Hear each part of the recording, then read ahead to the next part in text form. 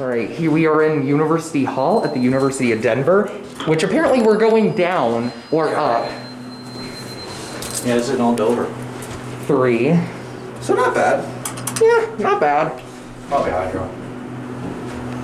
Yep, Dover. I like how they have the handrails for your feet. Yeah. Really. Dover Buzz. Just stand on the fucking footrails.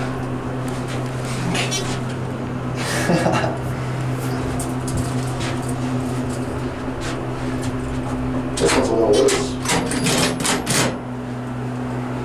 From 3G. I like that bell. Same here. You know what, this bell sounds like just like the one at the Denver warehouse lofts. Cool. Yeah, it kind of does actually.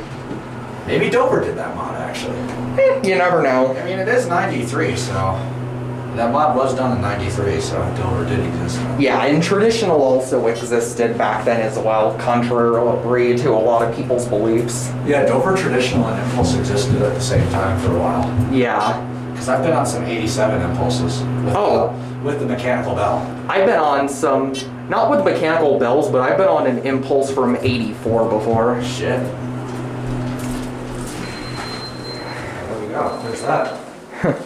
And that is gonna be it.